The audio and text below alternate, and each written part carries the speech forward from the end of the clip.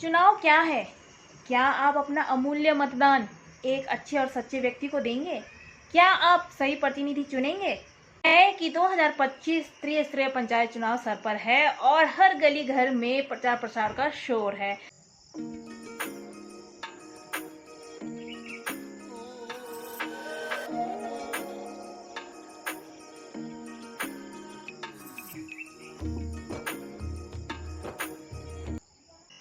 Hello, good evening guys, कैसे हैं आप सब? आई होप आप सभी बहुत अच्छे होंगे और आप सभी बहुत अच्छे हो तो मैं भी एकदम बिंदास हूँ। तो मैं प्रिया आप सभी का स्वागत करती हूँ आज के नई ब्लॉग में। तो फिर आज की ब्लॉगिंग की स्टार्टिंग मैंने शाम के टाइम से कर रखी है और मतलब आज का दिन आज का दिन तो मतलब इतना गर्म भरा था ना, इतना गर्म माहौल था। मतलब जिस हिसाब से बारिश हो रही है उस हिसाब से आज के दिन को बिल्कुल नहीं देखा जा सकता था कि बारिश हो रही है।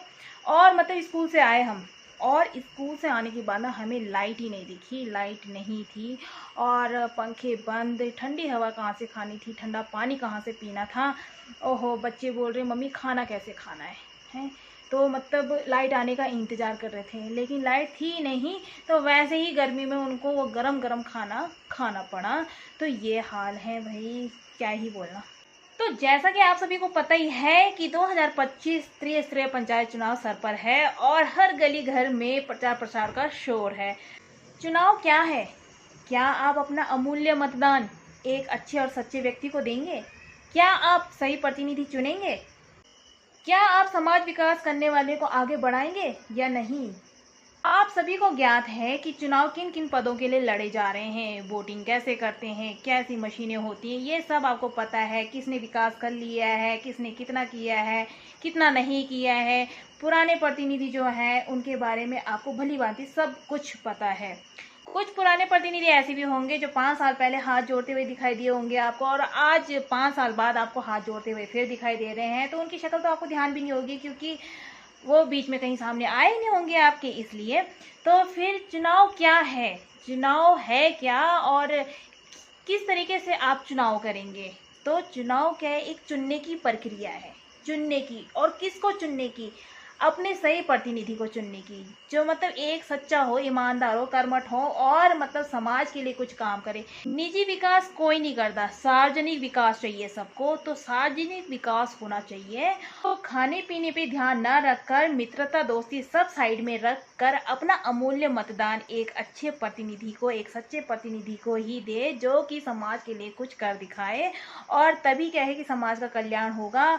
अगर हमने सत्ता उसी के हाथ पे दी जिसने कुछ नहीं करना है तो फिर कुछ नहीं हो सकता अगले 5 सालों तक और हमें उसको झेलना पड़ेगा।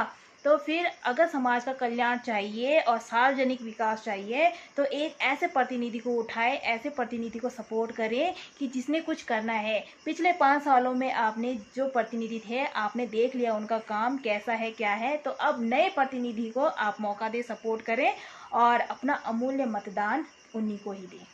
इससे क्या पता जो एक कारण का विषय बना हुआ है पलायन, क्या पता इसमें भी सुधार हो जाए। अगर क्षेत्र में विकास होगा तो पलायन क्यों ही होगा। किसी को शौक नहीं है अपना घर छोड़ के कहीं और जाने की और एक नई जगह में एक अनजान लोगों के बीच में जाना, लेकिन ना सबकी मजबूरियां होती है। जब विकास नहीं होता है, जो सुविधाएं नहीं मिल पाती है तो फिर वो ऐसी जगह को चुनता है जहाँ पे सारी सुख सुविधाएं हो।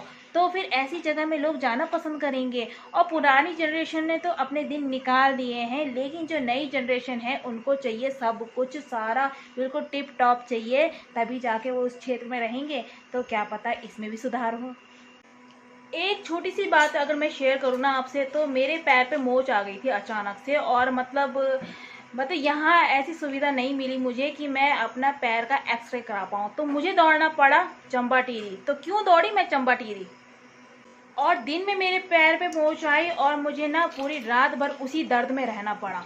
आप सभी और हम सभी शिक्षित हैं, ये अधिकार हमारा है और इस अधिकार पर विचार भी हमने करना है, अंतिम फैसला भी हमने करना है और किसी के बहकावे और मैनिपुलेट में नहीं आना है। तो ये विचार, ये डिसीजन हमने खुद से लेना है ताकि हमें पश्चाताप ना हो। क्योंकि अगर हमने किसी गलत प्रतिनिधि को सपोर्ट कर लिया और गलत प्रतिनिधि को वोट दे दिया ना, तो मतलब पछतावे के अलावा और कुछ भी नहीं रहेगा और इस गलती को हम अगले 5 सालों तक सुधार नहीं सकते। तो प्लीज़ अपना मतदान एक सही प्रतिनिधि को ही दीजिएगा।